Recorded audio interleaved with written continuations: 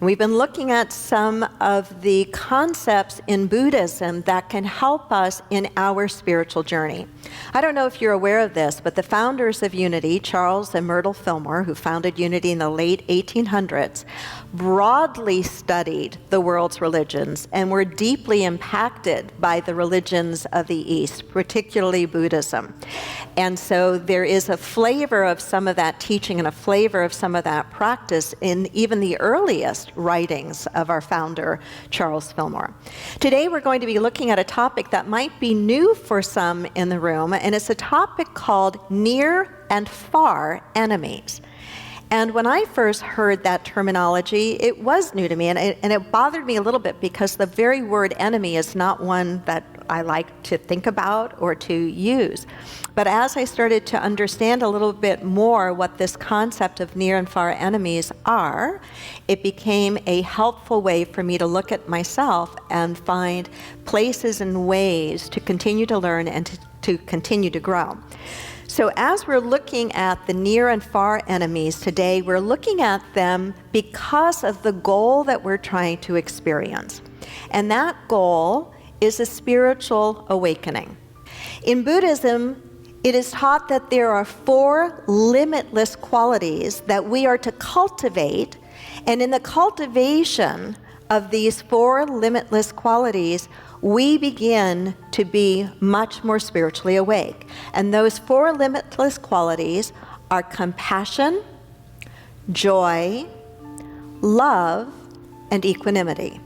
So these are the things that, when we cultivate them, we begin to awaken more and expand more spiritually. So these are the things we want to try to practice and embody. And then in Buddhism, in the practicalness of it, it is taught that there are near and far enemies or obstacles to the practice of these. The far enemies are easy to spot because we would say that they are practically the opposite of the quality. So we might say that the far enemy of compassion is cruelty. It's like on the opposite end of the spectrum if you were to put it on a line. But the near enemies are a little tricky, and yet there's still obstacles in the cultivation of those 4 limitless qualities.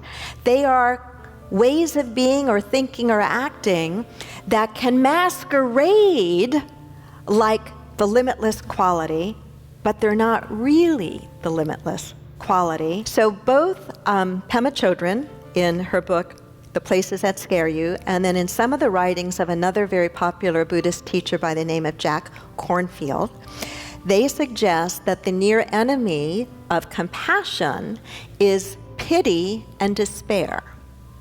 Pity sees the hurt or the suffering of another, but it feels different within one than the quality of compassion. Pity seems to carry with it an experience of separateness. Oh, I see that you're suffering.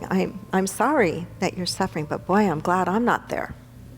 Right? There's a little bit of that kind of thing that's going on. Kornfield writes, the near enemy of compassion is pity. Instead of feeling the openness of compassion, pity says, oh, that poor person, I feel sorry for people like that. Pity sees them as different from ourselves. That's the kernel piece. That's the part that's really problematic. Pity sees them as different from ourselves. It sets up a separation between ourselves and others, a sense of distance and remoteness from the suffering of others that is affirming and gratifying to ourselves because we recognize, well, I'm not there. Compassion, on the other hand, recognizes the suffering of another as a reflection of our own pain. Compassion is a shared suffering. Compassion recognizes that the very same thing that you are experiencing, I could be experiencing too. And I care that you are experiencing it, and I care in a way that I want to be connected to you, not separate from you, feeling like, well, I'm sorry that you're dealing with that, but boy, am I glad I'm not. So pity is a block to the cultivation of compassion. Pema suggests that so is despair. Thanks for listening. Sunday services at 9 and 11 a.m. Inclusivity. It's worth the drive. Subscribe to our podcasts and download our free app for instant access to a wealth of spiritual teachings, services, and events.